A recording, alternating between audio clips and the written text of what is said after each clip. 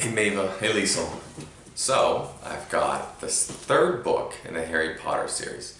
Still looking for the first one, but since they have this one here, I thought I'd read this. This one is called Harry Potter and the Prisoner of Azkaban. So I'll try to read another 2 chapters of this one, and then I'll send it off to you guys. And then whenever I get home, I'm going to have to go through and read all these books. Maybe I can read them to you again at night before you go to bed, as long as they're not too scary. So, here we go. Let's start off with chapter 1. And chapter 1 is called Owl Post. Bunch of owls carrying some packages. Harry Potter was a highly unusual boy in many ways. For one thing, he hated the summer holidays more than any other time of year. For another, he really wanted to do his homework, but was forced to do it in secret, in the dead of night. And he also happened to be a wizard. It was nearly midnight, and he was lying on his stomach in bed, the blankets drawn right over his head like a tent, a flashlight in one hand, and a large leather-bound book, A History of Magic by Bathilda Bagshot, propped open against the pillow. Harry moved the tip of the eagle feather quill down the page, frowning as he looked for something that would help him write his essay. Which burning in the 14th century was completely pointless? Discuss. The quill passed at the top of a likely-looking paragraph. Harry pushed his round glasses up the bridge of his nose, moved his flashlight closer to the book, and read. Non-magic people, more commonly known as muggles, were particularly afraid of magic in medieval times, but not very good at recognizing it. On the rare occasion that they did catch a real witch or wizard, burning had no effect whatsoever. The witch or wizard would perform a basic flame-freezing charm and then pretend to shriek with pain while enjoying a gentle tickling sensation. Indeed, Gwendolyn the Weird enjoyed being burned so much that she allowed herself to be caught no less than 47 times in various disguises. Harry put his quill between his teeth and reached underneath his pillow for his ink bottle and roll of parchment.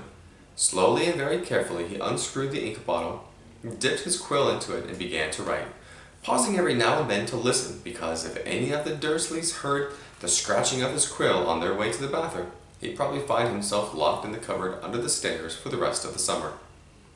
The Dursley family of number 4 Privet Drive was the reason that Harry never enjoyed his summer holidays. Uncle Vernon, Aunt Petunia, and their son Dudley were Harry's only living relatives. They were muggles, and they had a very medieval attitude toward magic. Harry's dead parents, who had been a witch and wizard themselves, were never mentioned under the Dursleys' roof. For years, Aunt Petunia and Uncle Vernon had hoped that if they kept Harry as downtrodden as possible, they would be able to squash the magic out of him. To their fury, they had been unsuccessful. These days, they lived in terror of anyone finding out that Harry had spent most of the last 2 years at Hogwarts School of Witchcraft and Wizardry.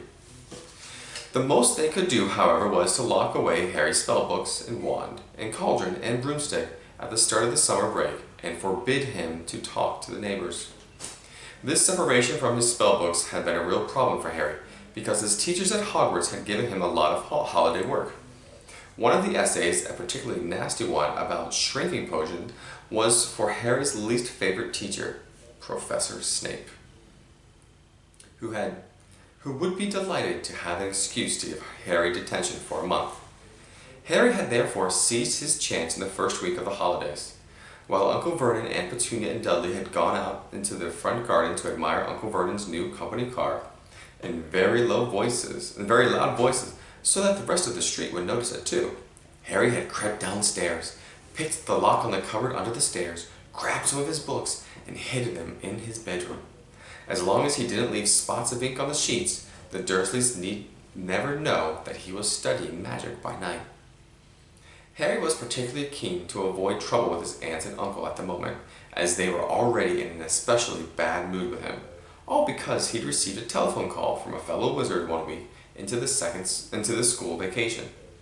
Ron Weasley, who was one of Harry's best friends at Hogwarts, came from a whole family of wizards. This meant that he knew a lot of things Harry didn't, but had never used a telephone before. Most unluckily, it had been Uncle Vernon who had answered the call. "Vernon Dursley speaking." Harry, who happened to be in the room at the time, froze as he heard Ron's voice. "Hello? Hello? Can you hear me? I want to talk to Harry Potter." Ron was yelling so loudly that Uncle Vernon jumped and held the receiver a foot away from his ear, staring at it with the expression of mingled fury and alarm. "Who is this?" he roared in the direction of the mouthpiece. "Who are you?" "Ron Weasley," Ron bellowed back, as though he and Uncle Vernon were speaking from opposite ends of a football field. "I'm a friend of Harry's from school." Uncle Vernon's small eyes swiveled around to Harry, who was rooted to the spot. "There's no Harry Potter here," he roared, now holding the receiver at arm's length, as though frightened it might explode. "I don't know what school you're talking about. Never contact me again. Don't you come near my family." And he threw the receiver back onto the telephone, as if dropping a poisonous spider. The fight that had followed had been one of the worst ever. "How dare you give this number to people like you?" Uncle Vernon had roared, spraying Harry with spit. Ron obviously realized that he'd gotten Harry into trouble because he had called again. Harry's other best friend from Hogwarts, Hermione Granger, hadn't been in touch either. Harry suspected that Ron had warned Hermione not to call, which was a pity because Hermione, the cleverest witch in Harry's year, had Muggle parents. They knew perfectly well how to use a telephone, and would probably have had enough sense not to say that she went to Hogwarts. So, Harry had no word from any of his wizarding friends for 5 long weeks, and this summer was turning out to be almost as bad as the last one. There was just one very small improvement. After swearing that he wouldn't use her to send letters to any of his friends, Harry had been allowed to let his owl, Hedwig, out at night. Uncle Vernon had given in because of the racket Hedwig made if she was locked in her cage all the time. Harry finished writing about Gwendolen the Weird and paused to listen again. The silence in the dark house was broken only by the distant grunting snores of his enormous cousin, Dudley. It must be very late, Harry thought. His eyes were itching with tiredness. Perhaps he'd finish this essay tomorrow night. He replaced the top of the ink bottle, pulled an old pillowcase from under his bed, put the flashlight, a history of magic, his essay, quill, and ink inside it, got out of bed and hid the lot under the loose floorboard under his bed. Then he stood up, stretched, and checked the time of the luminous alarm clock on his bedside. It was only 1 o'clock in the morning. Harry's stomach gave a funny jolt. He had been 13 years old without realizing it for a whole year. Yet, another unusual thing about Harry was how little he looked forward to his birthdays. He had never received a birthday card in his life. The Dursleys had completely ignored his last 2 birthdays, and he had no reason to suppose they would remember this one. Harry walked across the dark room, past Hedwig's large empty cage, to open the window. He leaned on the sill, the cool night air pleasant on his face after a long time under the blankets. Hedwig had been absent for 2 nights now. Harry wasn't worried about her. She'd been gone this long before, but he'd hoped she'd be back soon. She was the only living creature in this house who didn't flinch at the sight of him. Harry, though still rather small and skinny for his age, had grown a few inches over the last year. His jet black hair, however, was just as it always had been, stubbornly untidy. Whatever he did to it, the eyes behind his glasses were bright green, and on his forehead, clearly visible through his hair, was a thin scar shaped like a bolt of lightning. Of all the unusual things about Harry, his scar was the most extraordinary of all. It was not, as the Dursleys had pretended for 10 years, a souvenir of the car crash that had killed Harry's parents, because Lily and James Potter had not died in a car crash. They had been murdered by the most feared dark wizard for 100 years, Lord Voldemort. Harry had escaped from the same attack with nothing more than a scar on his forehead, where Voldemort's curse, instead of killing him, had rebounded upon his originator. Barely alive, Voldemort had fled. But Harry had come face to face with him at Hogwarts. Remembering their last meeting as he stood at the dark window, Harry had to admit he was lucky even to have reached his 13th birthday. He scanned the starry sky for a sign of Hedwig, perhaps soaring back to him with a dead mouse dangling from her beak, expecting praise. Gazing absently over the rooftops, it was a few seconds before Harry realized what he was seeing. Silhouetted against the golden moon and growing larger every moment was a large, strangely lopsided creature, and it was flapping in Harry's direction. He stood quite still, watching it sink lower and lower. For a split second he hesitated, his hand on the window latch, wondering whether to slam it shut. But then the bizarre creature soared over one of the street lamps of Privet Drive, and Harry realized what it was, leapt aside. Through the window soared 3 owls, 2 of them holding up the third, which appeared to be unconscious. They landed with a soft flump on Harry's bed, and the middle owl, which was large and gray, keeled right over and lay motionless. There was a large package tied to its legs. Harry recognized the unconscious owl at once. His name was Errol, and he belonged to the Weasley family. Harry dashed to the bed, untied the cords around Errol's legs, took off the parcel, and then carried Errol to Hedwig's cage. Errol opened one bleary eye, gave a feeble hoot of thanks, and began to gulp some water. I guess he was pretty tired. Harry turned back to the remaining owls. One of them, the large snowy female, was his own Hedwig. She too was carrying a parcel and looked extremely pleased with herself. She gave Harry an affectionate nip with her beak as he removed her burden, then flew across the room to join Errol. Harry didn't recognize the third owl, a handsome tawny one, but he knew at once where it had come from, because in addition to a third package, it was carrying a letter bearing the Hogwarts crest. When Harry relieved this owl of its burden, it ruffled its feathers importantly, stretched out its wings, and took off through the window into the night. Harry sat down on his bed and grabbed Errol's package, ripped off the brown paper, and discovered a present wrapped in gold, and his first ever birthday card. Fingers trembling slightly, he opened the envelope. 2 pieces of paper fell out, a letter and a newspaper clipping. The clipping had clearly come from the wizarding newspaper, the Daily Prophet, because the people in the black and white picture were moving. Harry picked up the clipping, smoothed it out, and read, "Ministry of Magic employee scoops grand prize. Arthur Weasley, head of the Misuse of Muggle Artifacts Office at the Ministry of Magic, has won the annual Daily Prophet Grand Prize Galleon Draw. A delighted Mr. Weasley told the Daily Prophet he will be spending the gold on a summer holiday in Egypt, where our eldest son, Bill, works as a curse breaker for the Gringotts Wizarding Bank. The Weasley family will be spending a month in Egypt, returning for the start of the new school year at Hogwarts, which 5 of the Weasley children currently attend." Oh, they have 5 kids.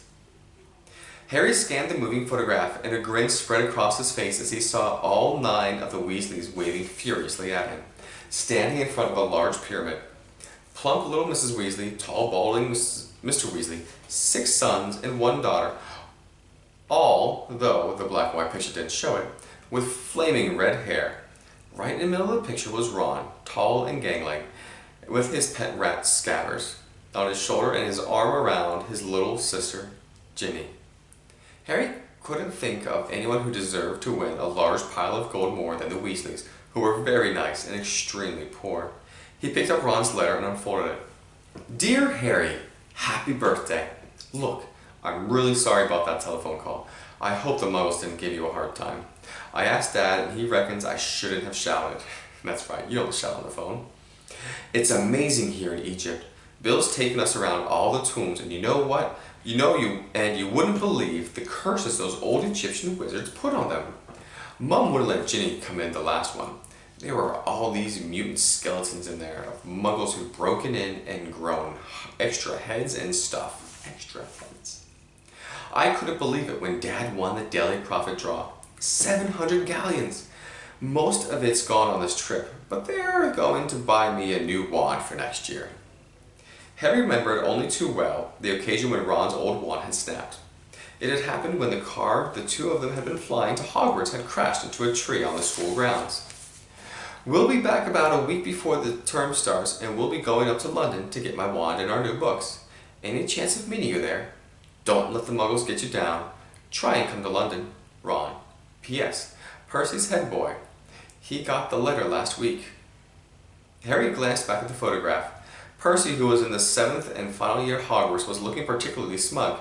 He had pinned his head boy badge to the fez perched jauntily on top of his neat hair, his thorn-rimmed glasses flashing in the Egyptian sun. Harry now turned to his present and unwrapped it. Inside was what looked like a miniature glass spinning top. There was another note from Ron beneath it. Harry, this is a pocket sneakoscope. If there's someone untrustworthy around, it's supposed to light up and spin. Bill says it's rubbish, sold for wizard tours, and isn't reliable because it kept lighting up at dinner last night. But he didn't realize Fred and George had put beetles in his soup. Bye, Ron. They had played a trick on him. Harry put the pocket sneakoscope on his bedside table, where it stood quite still, balanced on its point, reflecting the luminous hands of his clock. He looked at it happily for a few seconds, then picked up the parcel Hedwig had brought. Inside this, too, there was a wrapped present, a card and a letter this time from Hermione. Dear Harry, Ron wrote to me and told me about his phone call to your Uncle Vernon. I do hope you're all right. I'm on holiday in France at the moment, and I didn't know how I was going to send this to you. What if they'd opened it at customs? But then Hedwig turned up. I think she wanted to make sure you got something for your birthday for a change. I bought your present by our order. There was an advertisement in the Daily Prophet. I've been getting it delivered. It's so good to keep up with what's going on in the wizarding world. Did you see that picture of Ron and his family a week ago? I bet he's learning loads. I'm really jealous. The ancient Egyptian wizards were fascinating. There's something interesting local history of witchcraft here, too. I've written my whole history of magic essay to include some of the things I've found. I hope it's not too long. It's 2 rolls of parchment, more than Professor Binns asked for. Ron says he's going to be in London in the last week of the holidays. Can you make it? Will your aunt and uncle let you come? I really hope you can. If not, I'll see you on the Hogwarts Express on September 1st. Love, from Hermione. P.S. Ron says Percy's head boy. I'll bet Percy's really pleased. Ron doesn't seem too happy about it. Harry laughed as he put Hermione's letter aside and picked up her present. It was very heavy. Knowing Hermione, he was sure it would be a large book full of difficult spells. But it wasn't. His heart gave a huge bound as he ripped back the paper and saw a sleek black leather case with the silver words stamped across it reading, Broomstick Servicing Kit. Wow, Hermione! Harry whispered, unzipping the case to look inside. There was a large jar of Fleetwood's high-finish handle polish, a pair of gleaming silver tailwind clippers, a tiny brass compass to clip on your broom for long journeys, and a handbook of do-it-yourself broom care. Apart from his friends, the thing that Harry missed most about Hogwarts was Quidditch, the most popular sport in the magic world. Highly dangerous, very exciting, and played on broomsticks. Harry had happened to be a very good Quidditch player. He had been the youngest person in a century to be picked for one of the Hogwarts house teams. One of Harry's most prized possessions was his Nimbus 2000 racing broom. Harry put the leather case aside and picked up his last parcel. He recognized the untidy scrawl in the brown package at once. This was from Hagrid, the Hogwarts gatekeeper. He tore off the top layer of the paper and glimpsed something green and leathery, but before he could unwrap it properly, the parcel gave a strange quiver. And whatever was inside, it snapped loudly, as though it had jaws. Harry froze. He knew that Hagrid would never send him anything dangerous on purpose. But then, Hagrid didn't have a normal person's view of what's dangerous. Hagrid had been known to befriend giant spiders, buy vicious 3-headed dogs from men in pubs, and sneak illegal dragon eggs into his cabin. Harry poked the parcel nervously. It snapped loudly again. Harry reached for the lamp on his bedside table, gripped it firmly in one hand, and raised it over his head, ready to strike. Then he seized the rest of the wrapping paper in his other hand and pulled, and out fell a book. Harry just had time to register its handsome green cover, emblazoned with a golden title, The Monster Book of Monsters, before it flipped on its edge and scuttled sideways along the bed like some weird crab. Uh-oh, Harry muttered. The book toppled off the bed with a loud clunk and shuffled rapidly across the room. Harry followed stealthily. The book was hiding in the dark space under his desk. Praying that the Dursleys were still fast asleep, Harry got down on his hands and knees and reached toward it. Ouch! The book snapped shut on his hand and then flapped past him, still scuttling on its covers. Harry scrambled around, threw himself forward, and managed to flatten it. Uncle Vernon gave a loud, sleepy grunt in the room next door.